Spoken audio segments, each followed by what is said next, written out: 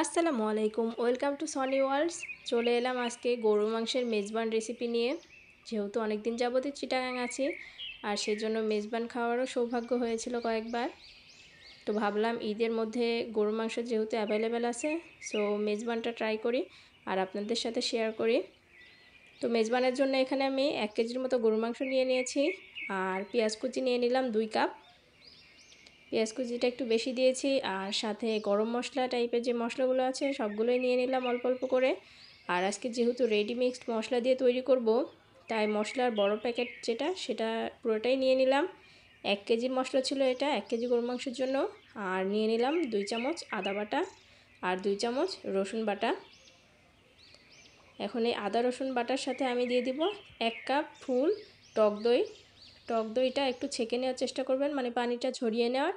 আর সাথে দিয়ে দিলাম সরিষার তেল 1 কাপ, আর স্বাদ মতো লবণটা দিয়ে দিবেন। এখানে আমি গুঁড়া মরিচটা না দিয়ে মরিচটা বেটে দিয়েছি, লাল মরিচ। এখন সব মশলাগুলোকে মেখে নিব খুব ভালোভাবে, আর তারপরে এখানে মিক্সড করব গরুর মাংসটা।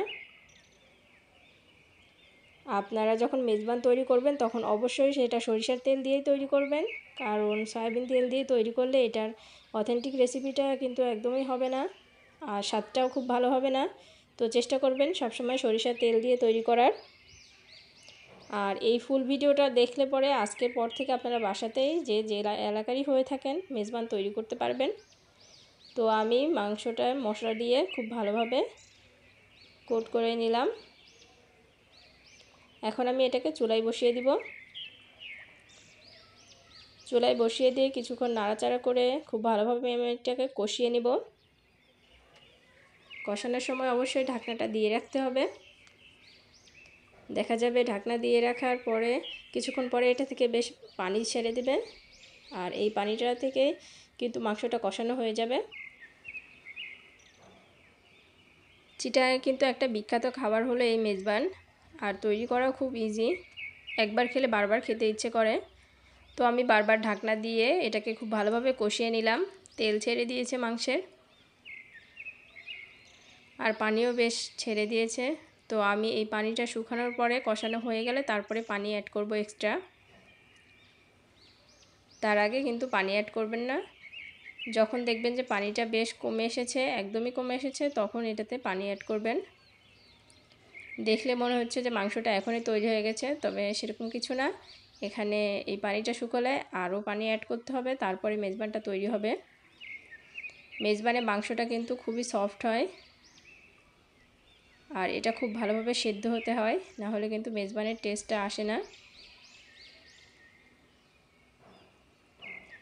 এই পর্যায়ে একদম কমে গেছে পানিটা, মাংসটা লেগে যাচ্ছে কড়াইয়ের সাথে। এখন আমি ফুটন্ত গরম পানি অ্যাড করে দিব এখানে। চুলাতে মাংস হতে হতেই কিন্তু আলাদা একটা চুলাতে গরম পানিটা করে নিয়েছি আমি, আর এটাকে দিয়ে দিব এখন।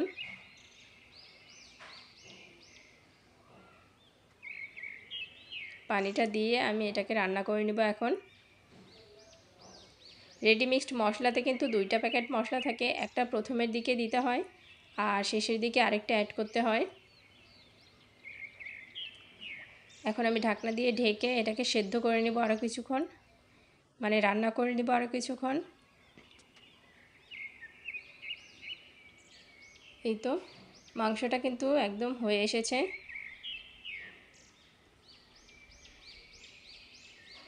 মোটামুটি হয়ে এসেছে মাংসটা। এখন আমি যে মশলাটা ছিল সেই মশলাটা দিয়ে দিব এখানে। আর মেজবানের একটা সিক্রেট রেসিপি সেটা হলো যে অন্যান্য গরুর মাংসতে কিন্তু বাগার দিতে হয় না, তবে মেজবানে কিন্তু বাগার দিতে হয়। আর সেজন্য আমি এখানে 3 টেবিল চামচের মতো সরিষার তেল নিয়ে নিলাম, আর এখানে পেঁয়াজ কুচি নিয়ে নিয়েছি। এখন পেঁয়াজটাকে আমি একদম ব্রাউন কালার করে ভেজে নিব। নেওয়ার পরে এই বাগারটাকে আমি মেজবানের মধ্যে দিয়ে দিব। এই তো এখন এটাকে এখানে অ্যাড করে দিব আমি।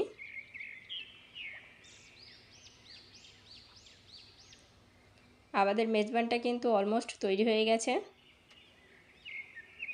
এখন আমি এখানে কাঁচামরিচ অ্যাড করে দিব। আপনারা ঝাল বেশি চাইলে কাঁচামরিচটাকে একটু ভেঙে দিতে পারেন, তবে এরকম গোটা গোটা দিলেও হয়, খুব ভালো একটা স্মেল আসে। তো তো এই তো মেজবানটা কিন্তু তৈরি হয়ে গেছে। এখন আমি ফাইনালি আপনাদেরকে দেখাবো যে এটা আসলে কেমন হয়েছে। যারা চিটাগাং এসেছেন বা চিটাগাংয়ের মেজবান খেয়েছেন তারা কিন্তু জানেন যে এটা কতটা ইয়াম্মি হয়, খেতে খুবই ভালো লাগে। তো এই তো মেজবান তৈরি হয়ে গেল। দেখলেন তো কত ইজিলি মেজবান তৈরি হয়ে গেল রেডি মিক্সড মশলা দিয়ে। আপনারা চাইলেই কিন্তু মশলাটা বাসায় কিনে আপনারা তৈরি করে নিতে পারেন এরকম চমৎকার মেজবান। ভালো লাগলে অবশ্যই চ্যানেলটি সাবস্ক্রাইব করবেন। আজকে এই পর্যন্তই, সবাই ভালো থাকবেন, আল্লাহ হাফেজ।